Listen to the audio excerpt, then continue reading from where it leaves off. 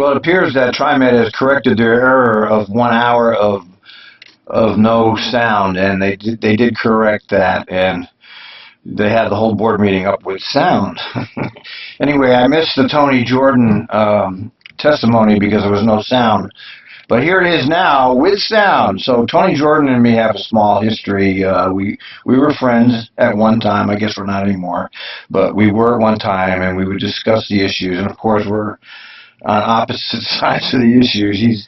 He's a bike fanatic, and I don't have much patience for the bike fanatics. I mean, it's all nice. I have nothing against bikes.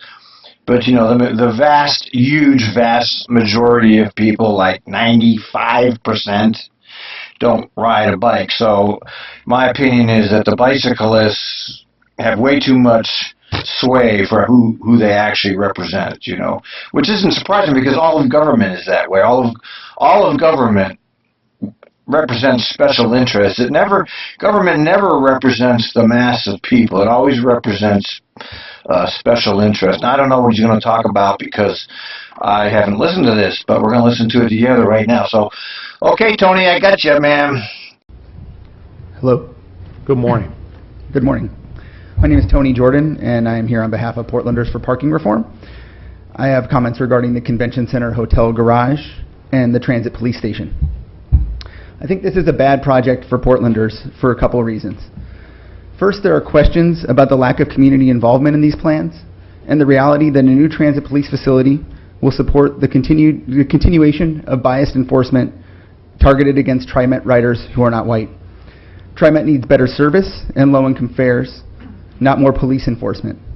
Office space for Trimet in this location, if it's to be built, should serve a greater community need. Secondly, I think there are questions about the wisdom and propriety of a transit agency building 50 parking stalls in this location. These stalls will probably cost around $50,000 a piece. This is among the most expensive above ground parking that you can build. And it's in an area that's obviously served very, very well by transit. Trimet should consider if there are lower cost options nearby to store the police fleet if they do move the police station there. And there should be an expectation, I think, that Trimet employees that work in this facility should use the service to get to work. Certainly, there are plenty of nearby what I would call luxury parking stalls in the area around the Rose Quarter that could probably be leased. And I think that the idea that this will save money in the long term should be investigated, in that projections of parking demand due to changes in transportation, particularly autonomous vehicles, would seem to indicate that we will have a glut of parking in the central city before the life of this loan or this bond pays out. So I think that this is money that could be better spent on other projects that the community would like to see, like improved bus stops or low-income fares and more frequent service. Thank you. Thank you. Well, right on, brother Tony. Right on. He didn't say one thing I disagreed with. Everything he said I agreed with. He's right. But I listened to the budget committee, the thing that they meet with the Metro people, and it became clear to me finally that this police station isn't about the police. This is about the hotel. Okay, this is there's always there's the public agenda, and then there's the real agenda. Government. Okay, we're talking government, and I don't care whether you're talking Trump and the feds or Brown and the state or Wheeler and the city or McFarland and Trimet. They're all operate exactly the same. And if you examine these issues, you find out that I'm right about this.